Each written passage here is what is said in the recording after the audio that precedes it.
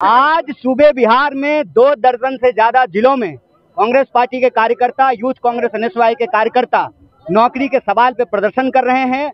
हमारी सीधी मांग है इस फर्जी डबल इंजन की सरकार से कि आप या तो नौकरी दीजिए, अन्यथा जो है आप सत्ता छोड़ दीजिए। नौकरी दो या सत्ता छोड़ो, इस सवाल पे जो है तालाबंदी का कार्यक्रम किया है, आक्रोश को प्रदर्शित किया है। क्योंकि अगर इस देश में सिर्फ नेता के बेटा बेटी को रोजगार मिलेगा तो हम नेताओं को बेरोजगार बनाएंगे। जो दफ्तर हमारे रोजगार को मुहैया नहीं करा सकता है, उस दफ्तर को चलने देने का कोई नैतिक अधिकार नहीं। देखिए, असर तो पड़ता है। हर इंसान को अपना जो है मेहनत करते रहना चाहिए और हमारी पार्टी नौकरी के सवाल पे बहुत गंभीर है, पलायन के मुद्दे को लेकर के गंभीर है। और असर तो इस तरह से पड़ता है कि कहते हैं ना, करत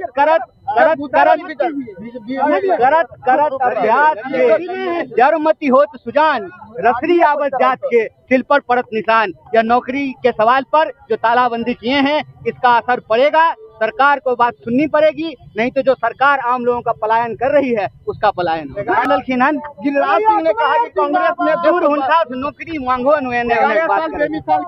नौकरी मांगो उनका देने उन्हें बात करे। उनका पूछो कि जैसा के रोजगार मिलता है, बेगूसराय गाँव लोग को रोजगार नहीं मिलता, ई पर उठी कहल चाहे। आज हम लोग कर रहे हैं कि नौकरी दो या सत्ता छोड़ो, क्योंकि आप 5 साल हो गए, आपने बहुत सारे वायदे किए थे।